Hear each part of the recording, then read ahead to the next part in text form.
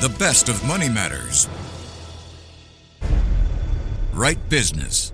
Welcome to The Right Business, where we dive deep into the stories of trailblazers who dare to disrupt the status quo, find the gap in the market to find the right business. Hello, I'm Hongbin Jeong. Now, Asia continues to serve as a key hub for global commodities like rubber and palm oil, significantly impacting both regional and global economies. As of 2025, the commodities market in Asia is projected to reach approximately $32 trillion with a projected annual growth rate of 2% from 2025 to 2029. Yet, this behemoth industry and trade has lagged behind in keeping up with evolving ESG expectations and trends. Agridence is a digital platform that is transforming the way agri-commodities are procured and traded. Gerald Tan, a fourth-generation business owner, saw the inefficiencies and lack of transparency in the industry and set out to make a change. In 2018, Gerald launched Agridence with the goal of creating a platform that streamlines the supply chain and helps increase sustainability for smallholder farmers. So how is Agridence enabling the global transition to a greener, more ethical commodities industry? Well, joining us today is Gerald Tan, CEO of Agridence. Hi, Gerald. Welcome to the show. Hello, hi. Thank you so much for joining us. Gerald, you used to be part of a family business which spanned 4 generations. Now you're the CEO of Agridence.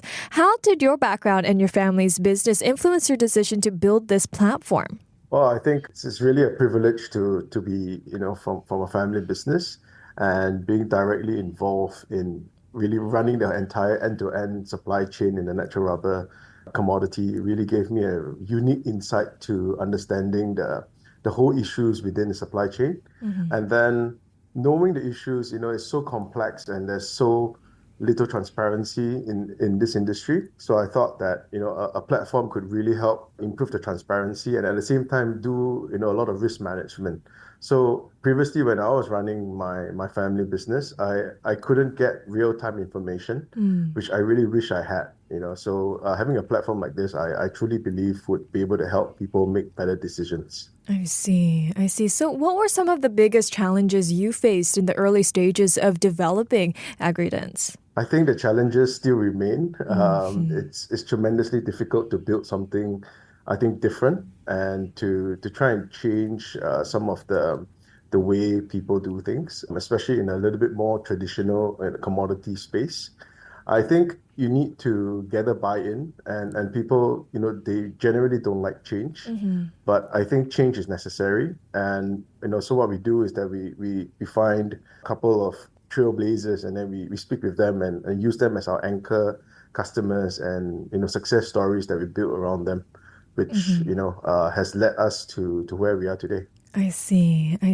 Well, can you walk us through how Agridence works and how it improves transparency and traceability in the agri-commodities supply chain? Yeah, sure. So the agri-commodity supply chain, I think you need to understand that it starts from the farm, and from the farm all the way down to the final consumer, there are multiple layers. And within the multiple layers, there are different requirements and different, I would say, the kind of data points that is required to understand the entire supply chain. So we have built very modular products, collect data from the upstream, which starts from the farmer, and then it transacts through the middleman supply chain to the first processor. And then within the processor, we collect information, or we build tools to help the processor to collect GHG information, production information. And then when they create that product and then they sell it to a downstream consumer, we also enable the tagging of the production information along the supply chain all the way down to the final consumer. And more, these actually is not just for traceability's sake, but for regulation and compliance. I see. So how does Agridence help smallholder farmers, and why is it important to include them in this, digital transformation of the agri-commodities industry? So, the smallholders, they're really important because without them, it's a very human story. So without the smallholders, working the land, collecting these commodities, we will not have natural rubber, we don't have coffee and cocoa and all that. So in order for us to compensate them, what we have is application whereby it allows them to transact. And then there is a creation of value transfer from the downstream to the upstream. Because ultimately these days, you need the upstream data for compliance. And in order for you to, compensate the farmers, we create this supply chain sort of like an application whereby you can access the information and then you are able to basically create the value transfer upstream all the way to the farmers. I see. Well, Jared, you openly spoken about the five T's: traceability, technology, trust, transparency, and fair trade as key drivers of change in the commodities industry. Can you break us down what each of these mean in practice and why they are so critical today? Yeah, sure. So you see, the way we came up with this was, when you do traceability, you need technology because Mm, without technology, you just cannot understand your supply chain and trace it. And then with traceability, it creates trust. And then with trust, you have transparency of the supply chain, which can then enable fair trade. Right. So all of these five T's are all linked together. And I think you can't have one without the other. mm. So for us, we really leverage technology to enable the transparency of the supply chain. I see. I see.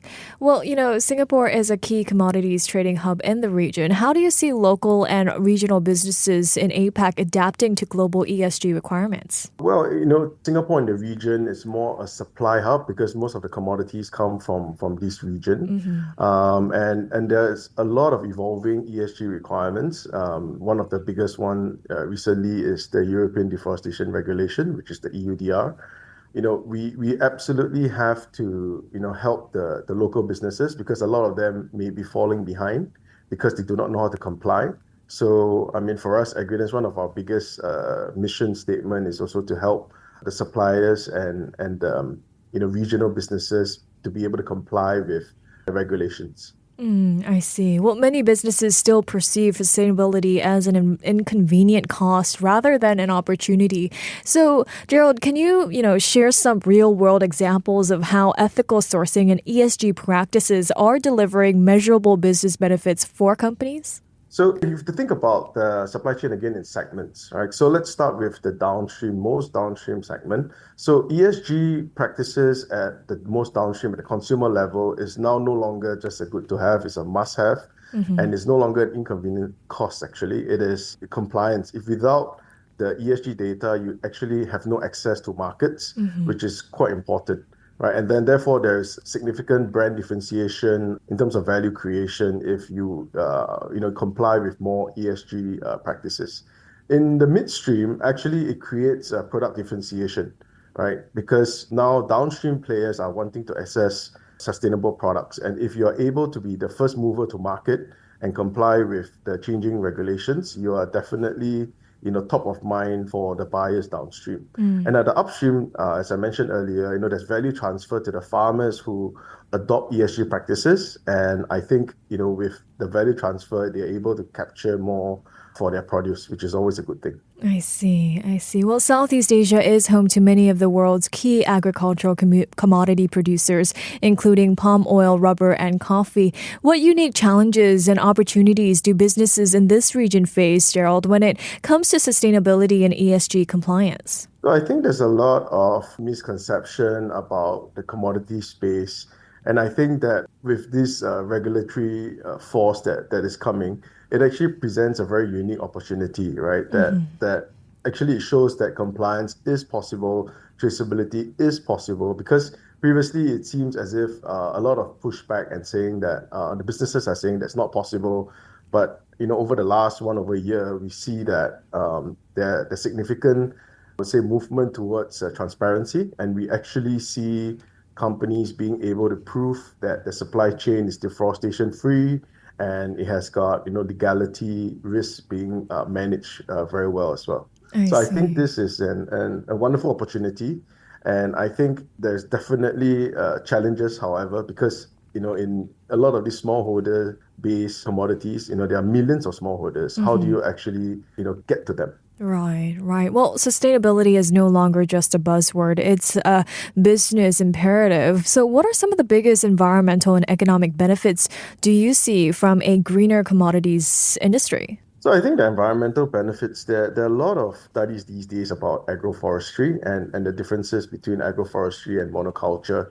So if there's ability to encourage farmers to move towards a more sustainable agroforestry type farming, that would absolutely see a greener commodity industry, which I think would be beneficial to not just the environment, but for the farmer economically, because they would have, I would say, a more diversified income, whereby their ability to farm different products and then, not just over rely on a single produce. I see. I see. So what role does technology then play in helping companies transition towards more sustainable and transparent supply chains? And how does Agridence, fit into all of these transformation? I view Agridence as part of an enabler, right? So we are not the only player in this market. There are many of us, and I think we need to use technology to speed up the transformation to enable data to flow, right? So for us, we want to build the infrastructure for data to flow from upstream to downstream,